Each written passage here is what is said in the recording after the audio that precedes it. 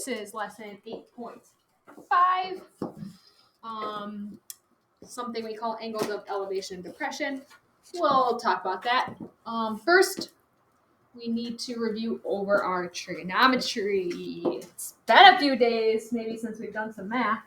All right, so my hint to students, I told them if you don't know where to get started, start by writing down SOHCAHTOA, and that might trigger your memory a little bit.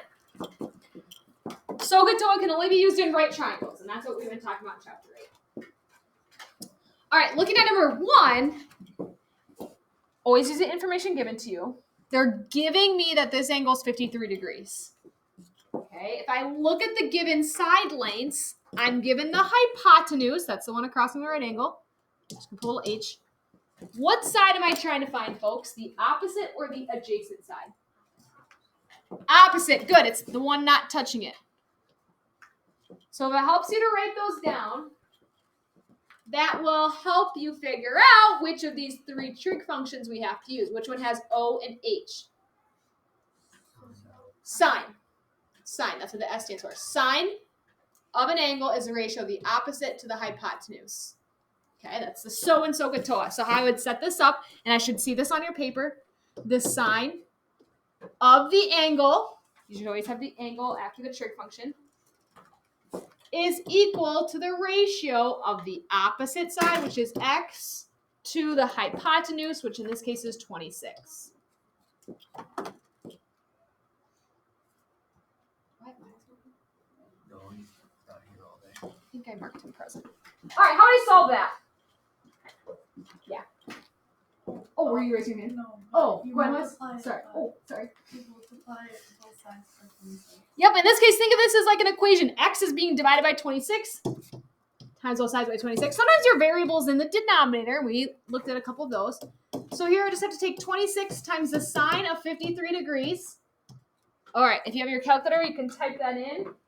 Since I know the angle measure, I just use the normal sine button.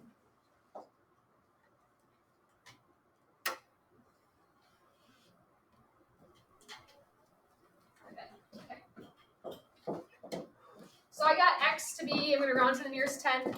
I got x to be about 20.8.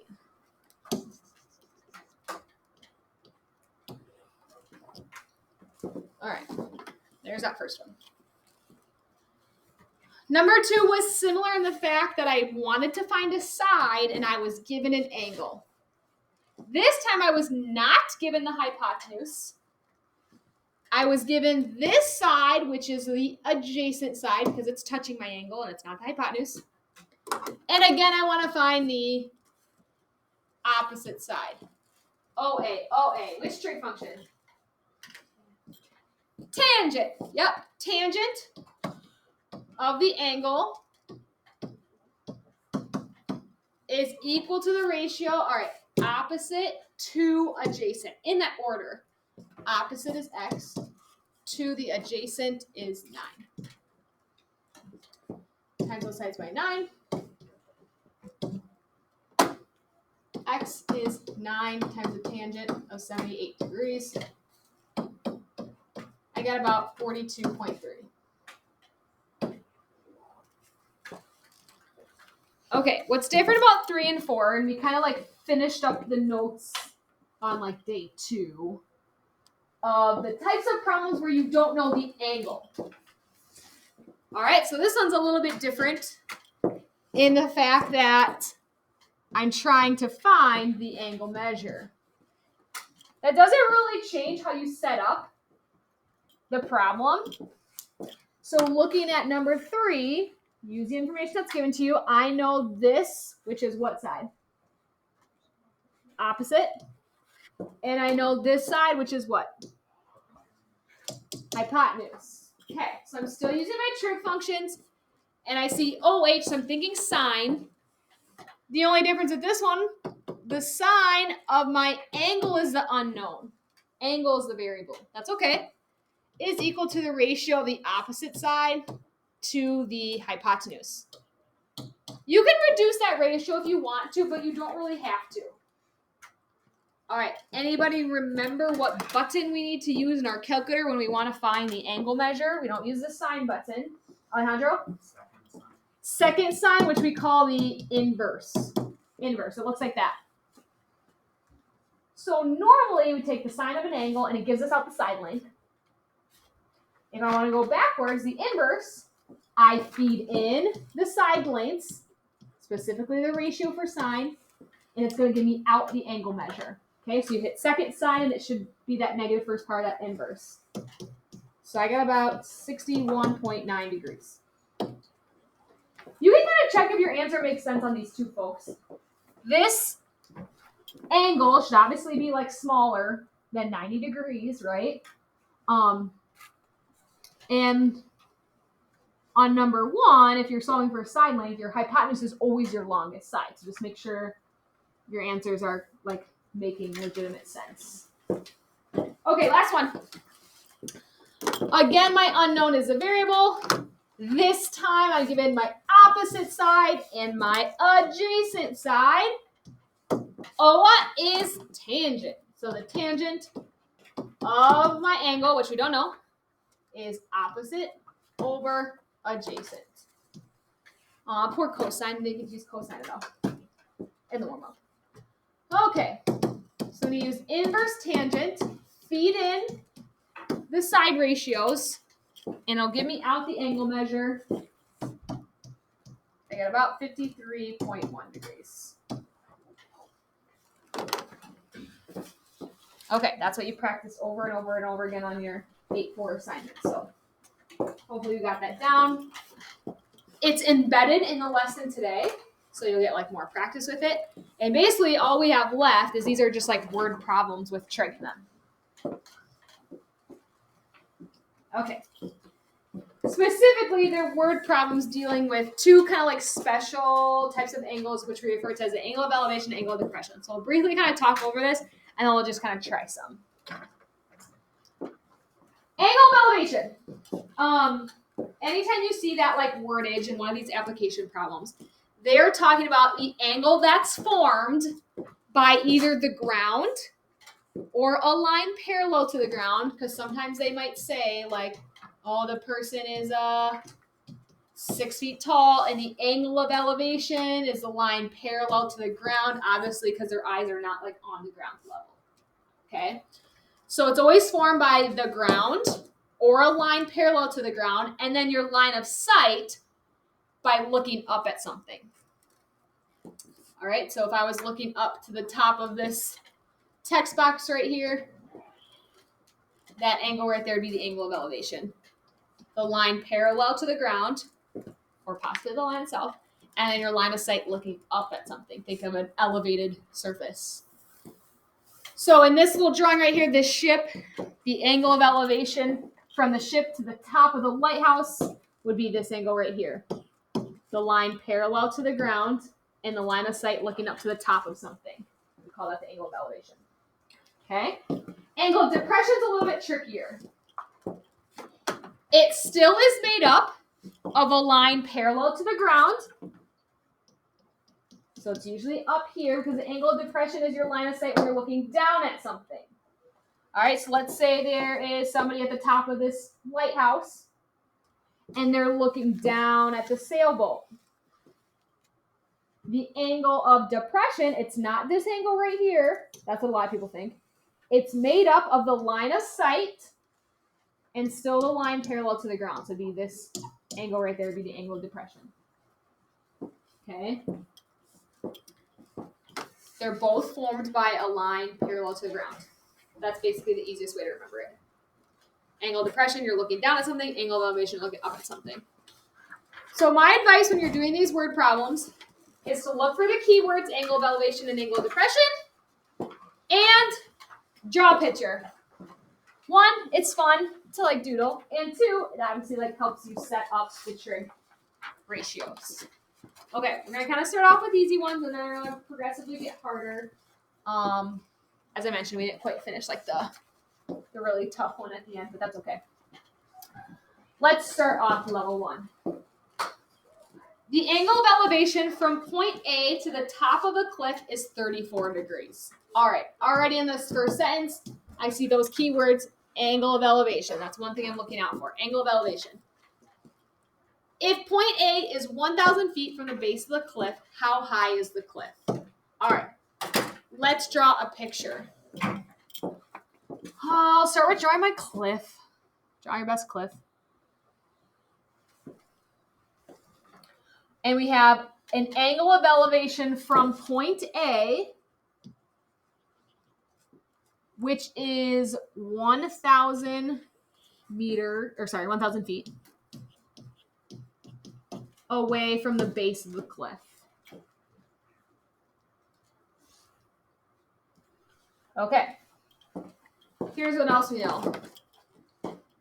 The angle of elevation from point A to the top of the cliff. So that would be the line of sight and the line parallel to the ground. That'd be my angle of elevation. That angle right there is 34 degrees.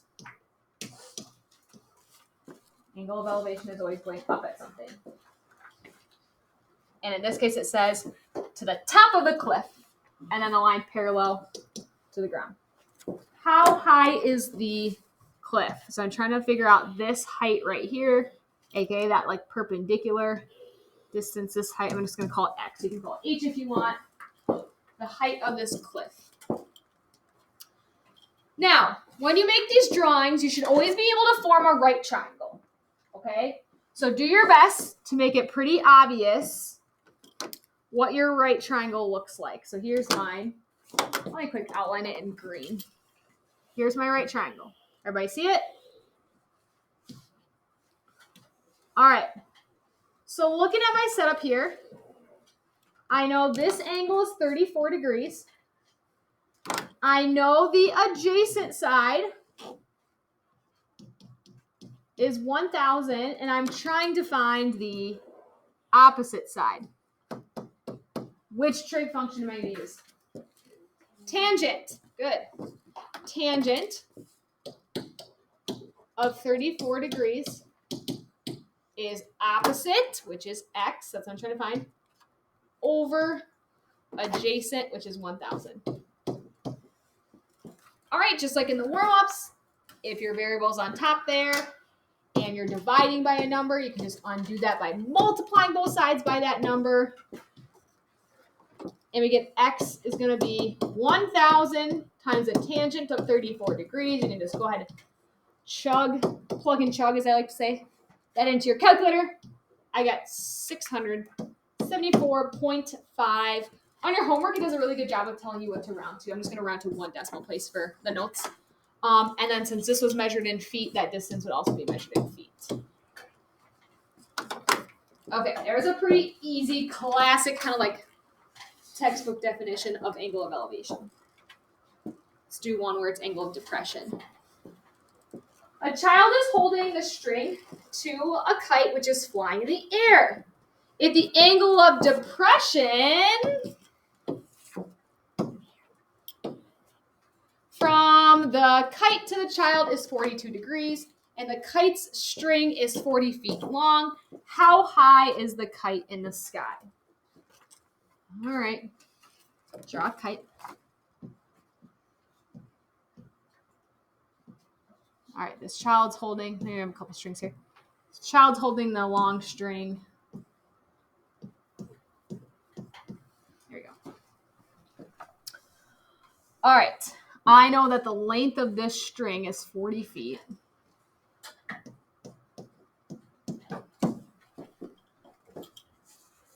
And then I know the angle of depression. Okay.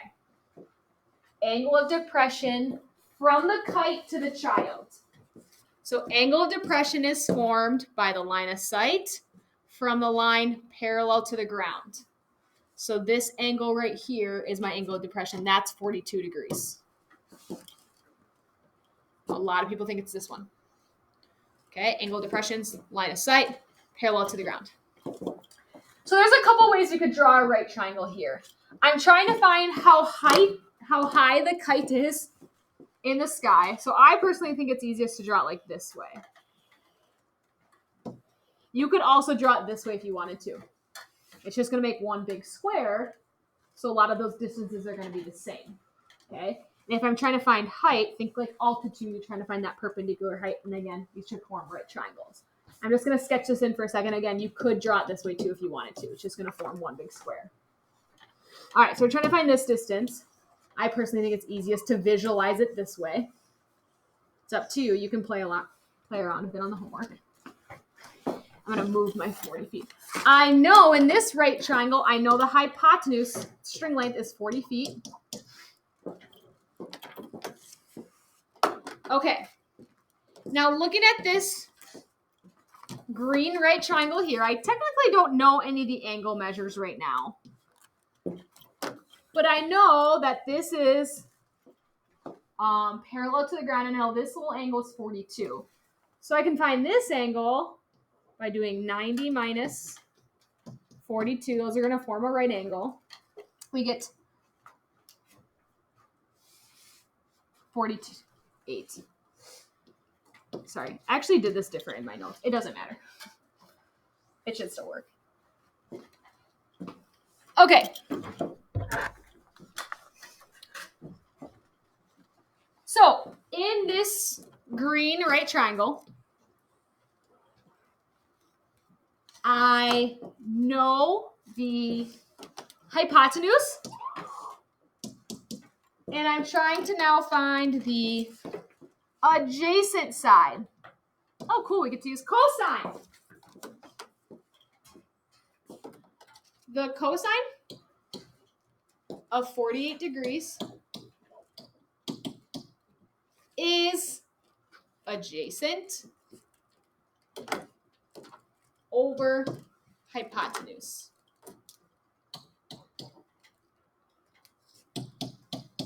Times those sides by 40. I'm just going to double check here since I did it differently. I get the same answer. We should get 26.8. Yep.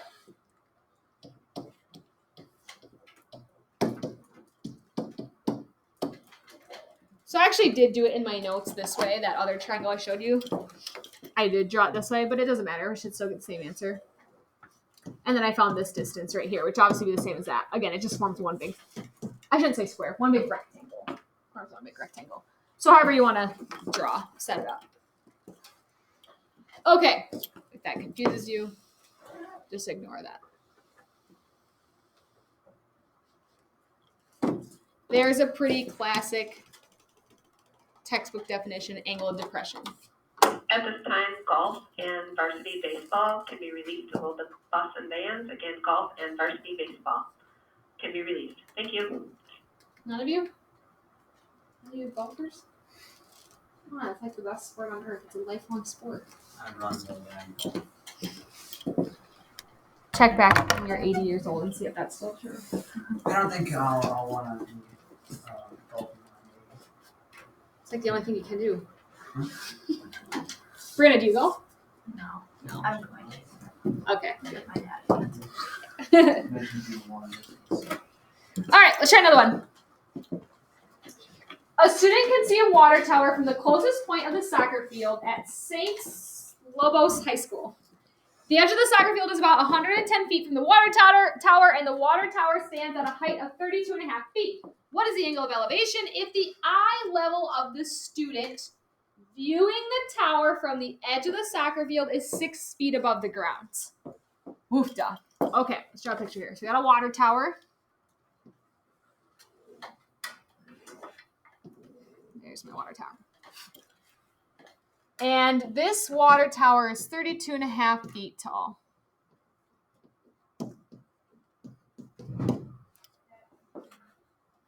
Okay, I want to move it over here. I don't like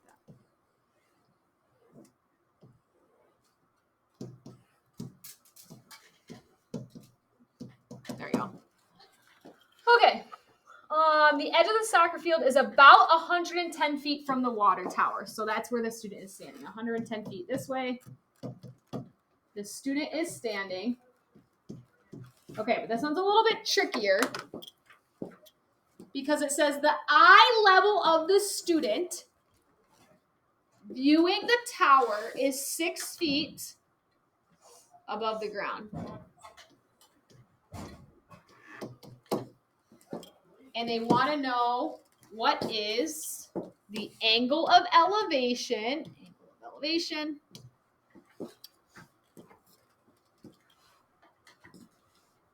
From the eye level of the student to the tower. Okay, so my line of sight would be from the eye level looking to the top of the tower. And then in this case, a line that's parallel to the ground. And I know that the eye level is not right on the ground. So it's this line right here. So the only thing that really changes, folks, this distance right here is still going to be 110. But this distance right here is now going to be what? 26 and a half. How'd you get that? Good. Exactly. We got to subtract off that 6 feet. And the more accurate you draw your picture, the easier this is to like visualize, right?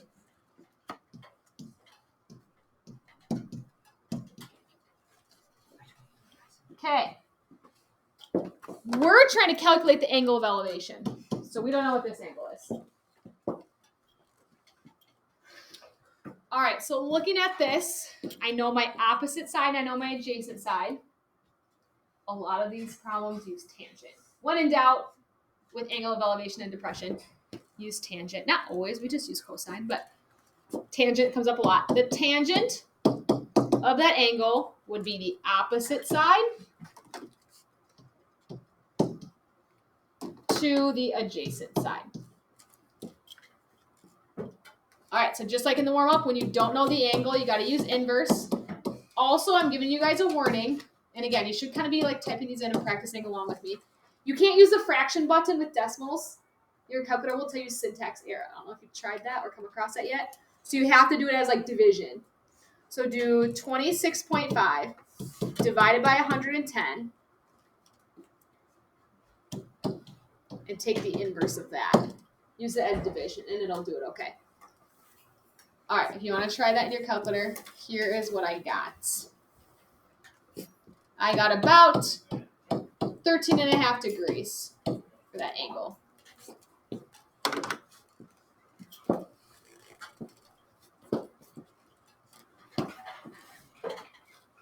Okay, doing okay? Hardest part's drawing the picture, honestly. Once you get the picture drawn and you can visualize the right triangle, if you're good at your SOHCAHTOA stuff, it's basically what we've been doing for a few days from there. All right, let's try one more. And then they're going to get further. A lifeguard is 6 feet above the ground. She sees a swimmer at an angle of depression of 8 degrees. What is a horizontal distance to the swimmer? Okay, so lifeguard is 6 feet above the ground. Maybe she's sitting in her chair. Lifeguard chair. 6 feet above the ground. And she sees a swimmer. So here's my water. Here's a swimmer. I'm gonna give him floaties. Although there's a lifeguard on duty, so it's fine. Angle of depression. All right, so that would be looking down to my swimmer. Depression, angle depression. And the line parallel to the ground. So this distance right here is 8 degrees. Find the horizontal distance to the swimmer. Okay, so again, I can kind of more clearly see this triangle right here, this right triangle, with 6x, that's what I'm trying to find. Don't know this, don't need to. And this angle right here would be 82 degrees. I can visualize that triangle really well, okay? If you want to do this triangle right here, we should get the same answer. Okay, and obviously this horizontal distance is going to be the same as this horizontal distance. So I see this as the tangent of 82 degrees is opposite over adjacent, which is 6 feet. This is my adjacent.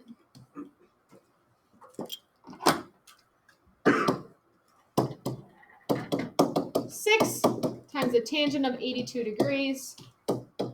I got 42.7 feet.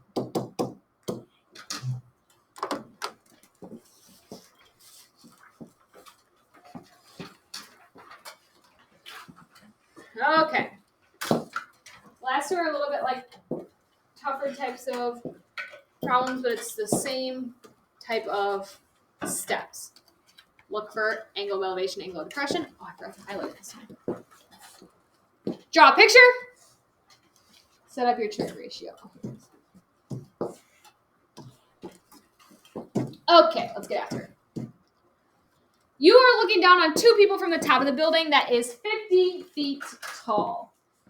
The angle of depression to the closer person is 45 degrees, and the angle of depression to the farther person is 34 degrees. How far apart are the two people on the ground? All right, so you're at the top of the building that's 50 feet tall.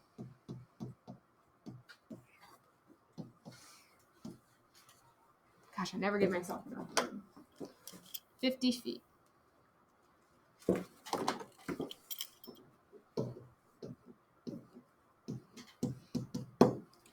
Okay, you're looking down at two people.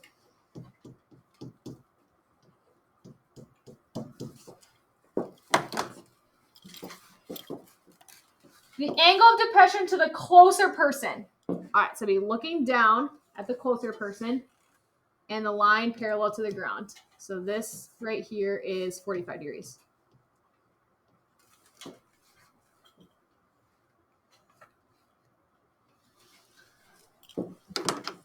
To the person that's farther away, line of sight, that angle right here is 34 degrees. So it makes sense that that one's smaller, right? You're looking further away.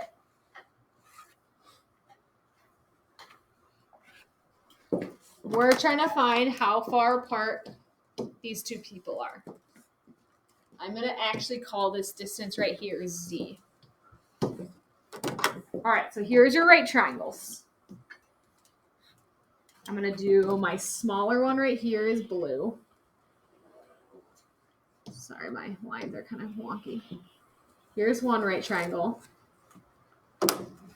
Here's my bigger one. See that? Two big triangles here. All right, let's start with the blue one, the little guy. If this angle is 45 degrees, folks, what's this angle? 45, right? They have to total 90, 45. Let's call this distance right here, let's call this X.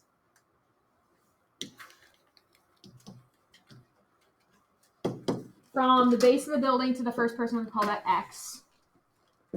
So the tangent of 45 degrees is opposite X over 50. Okay, let's quick solve this. I know off the top of my head that the tangent of 45 degrees is 1. How you might know that, don't write this down, just look here. In a 45, 45, 90, remember these legs are always the same. So no matter what they are, if they're 10 and 10, the tangent opposite to adjacent ratio is always going to be 1. Because they're always the same. So tangent of 45 degrees is 1, so that's 50 feet. Okay, that's this distance from the building to the first person. In this big triangle, I'm going to call this entire distance Y. What's this angle right here? 56. Good. 90 minus 34. 56. So I know the tangent of 56 degrees is opposite. So I'm going to call that whole distance Y over adjacent, which is 50. So Y is 50 times the tangent of 56 degrees. I'm going to give you that number, 74.1. I'm getting sloppy. Okay. How could I find Z? Subtract them, right? We know the total distance, which is Y, is 74.1. segment addition postulate minus whatever x is, 50 feet. That tells me that they are 24.1 feet apart.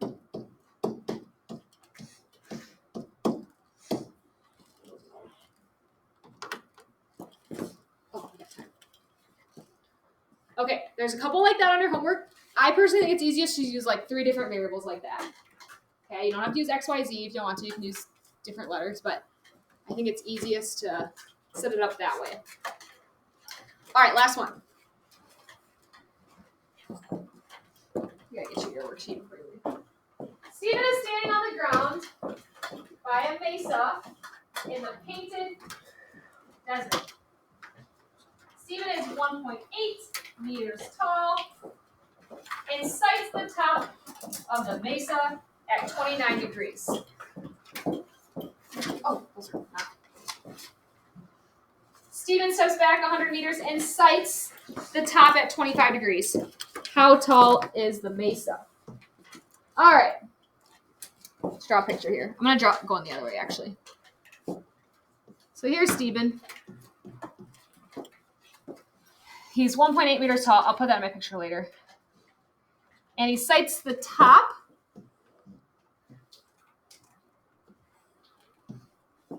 at an angle of 29 degrees. That right there. Then he steps back 100 meters. And then sights the top to be 25 degrees. How tall is the mesa? And again, we can also put this in 1.8 meters. Okay. I don't know if I remember to add back in that 1.8 meters, but. So again, we kind of have 2 triangles. My blue one here, I'll do again, little. I don't know any of these sides. I'm trying to find this side. I don't know this side. I'm going to call it Y. And then I have this big triangle right here. I'm trying to find the opposite side. And this side is, well, it's 100 plus whatever Y is. Okay, so the hard thing about this one is you have 2 unknowns here. So when you go to set up your trig ratio, so let's start with the smaller triangle. I'm still going to do tangent of 29 degrees equals opposite over adjacent. Let me color this green. And you're like, I can't solve that, and you're right. It's too many variables. So we have to use a second equation. So we're going to use this red triangle, which is the tangent 25 degrees equals the opposite over adjacent, which is 100 plus y. The more accurate you draw these, the easier it is to visualize this. Okay, any idea how we could solve this? I have 2 equations, 2 unknowns. Substitution. Nice one. Substitution. What variable is really easy to like solve these for, aka get by itself? X. X. X is pretty easy to get by itself. Here I would just have to times both sides by y. And then I could solve this that x is the same as y times the tangent of 29 degrees. With me?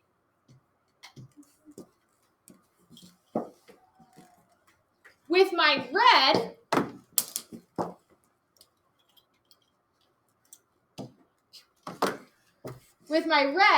I'm going to times both sides by 100 plus y. Put that in parentheses. So you're timesing by 2 things.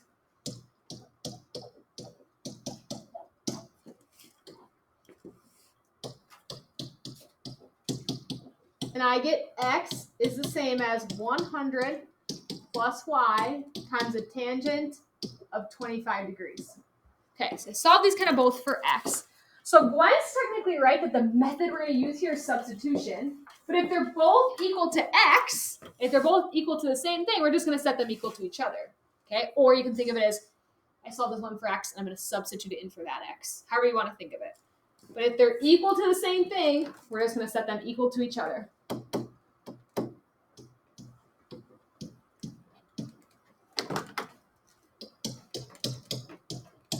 Okay, here's how we solve this algebraically. We got to distribute this tangent over here. So we get 100 times the tangent of 25 degrees. And we'll calculate that number in a second. And y times the tangent of 25 degrees. Now, folks, just like usual, when you have variables on both sides, you try to group and get all your variables to one side. So what I'm going to do is I'm going to move this whole term over to this side. Now here's the unfortunate part. A lot of people think that you can do tangent of 29 degrees minus tangent of 25 and get the tangent of 4 degrees. You can't do that. They're not really technically like terms. And this is just like a number. So we're just going to write it like this. And I'll show you how to do it next. I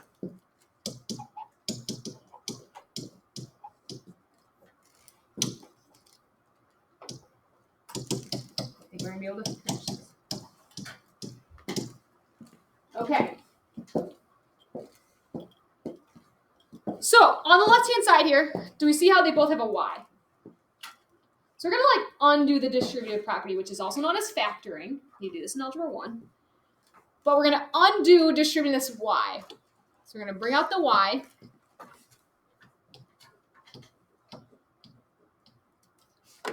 And we can quick check this in our head by distributing. If I were to multiply that y through, I'd get back to here.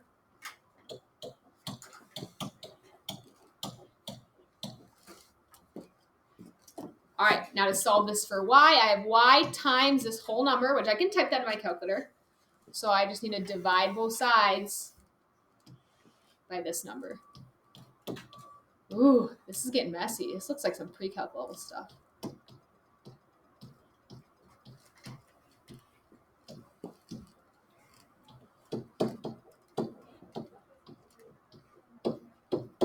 You ever take pre-calculus? We do a lot of trig. That's like the whole first 3 chapters. Okay, so picture this. That'd get rid of this. At this time, varsity softball players can be released to get ready to load the bus. Again, varsity softball players. Thank you. All right, so in your calculators, folks, you would do 100 tangent 25, hit enter, and then you would divide that by, and you need parentheses just like I've written. Parenthesis, tangent to 29, close that, minus tangent to 25, close, close. Okay, I can show you this too tomorrow if it's confusing. So y is, we'll just round it to there.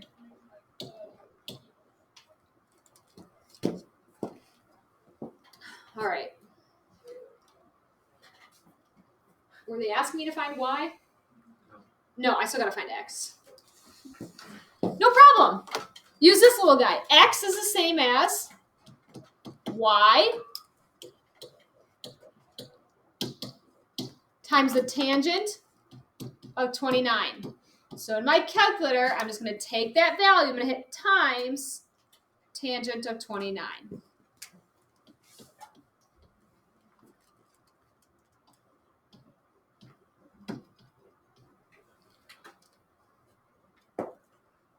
All right, now the only thing I don't actually remember, we got to add in this 1.8 still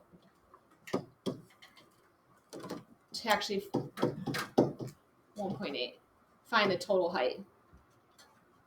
So final answer.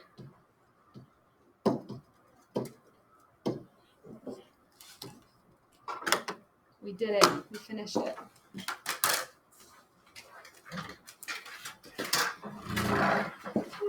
That's about as tough as I get. There's only one like that on your homework, and it kind of walks you through it step by step. Actually, it's the very last one on the worksheet. I don't know about the